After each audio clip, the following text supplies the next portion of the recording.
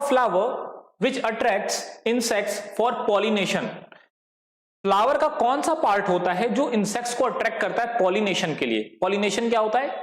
जब pollen grain anther से stigma यानी male reproductive part of flower से female reproductive part of flower तक पहुंचते हैं तो इस प्रोसेस को पॉलिनेशन कहते हैं।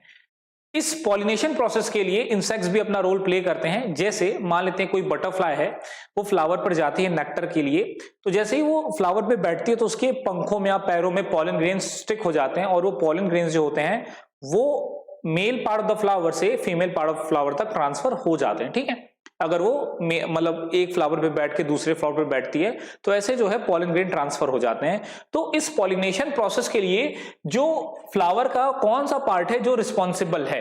तो देखिए, पेटल्स जो सबसे ब्यूटीफुल पार्ट होता है किसी भी फ्लावर को, वो पेटल होता है। जैसे पेटल हमें अट्रैक्ट करता है, कोई भी फ्लावर की खूबसूरती उसके पेटल से होती है, तो जैसे पेटल्स को देख करके हमें अट्रैक्शन फील होता है, वैसे ही इंसेक्ट्स के साथ भी होता है। तो जो पेटल होता है वो इंसेक्ट्स को अट्रैक्ट करने का रोल प्ले करता है। तो यहां पर जो करेक्ट ऑप्शन होगा इसका, बिना सोचे समझे आपको बस पेटल्स पर टिक करना है। तो पेटल्स जो होता है वो ऐसा पार्ट होता है फ्लावर का जो इंसेक्ट्स को अट्रैक्ट करता है। अच्छा सर, सेपल्स क्या होता है?